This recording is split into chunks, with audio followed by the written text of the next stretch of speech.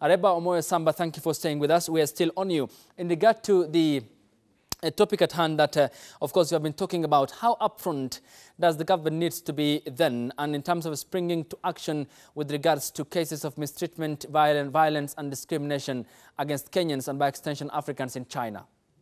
For example, I was informing you that my experience is that as a diplomat, you don't have to wait for some of these things to show up in the media. For the time being, if there isn't go ahead, please. With a match, you can hear me. Protective gear, this should be provided. Yes, Areba, go ahead, please. Yeah, so what I was saying is that there needs to be that tight-knit community of Kenyans in any country, and they're supposed to be so close to the diplomats that we have in that country, so that whenever an issue comes up, the first point of contact is our diplomatic station in that particular country.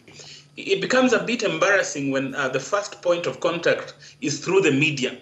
That means that the diplomats we have in that country are not close-knit with the people that we have in that country. I will give you examples of other countries, the way I see that diplomats always checking on their people. They even have a database on who lives where and what do they do.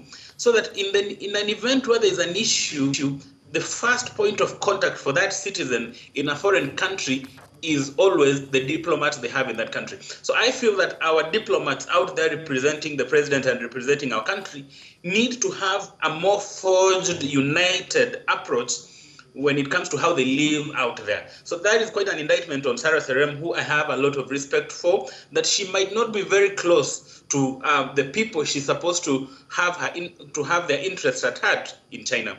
Okay, in terms of what the principal secretary said was a sort of an African approach, which he said is collective in responding to the cases of course, discrimination against Africans in China.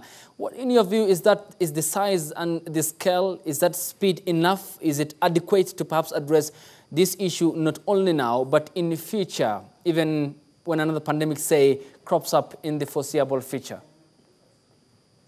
The Nigerian ambassador to China did not wait for the African Union to issue a statement. He took issues head on. While some people are finding it a bit undiplomatic, for me, I think he did what he had to do for the people he's supposed to take care of their interests there. So I feel that it was a bit too late. The African Union will have come up with its statement, but then our embassy in China, led by Sarah Serem, should have been at the forefront to tackle these issues. I'm glad that Ambassador Kamau has come out to also reiterate the issue of us having unity. But I feel, as you said earlier, it has come a bit too late in the day. And that is why I'm insisting that for every diplomat who's out there, they need to be like a family with the citizens out there. They need to know how somebody is doing. How are they? They need to have that database to know who is where and what they are doing.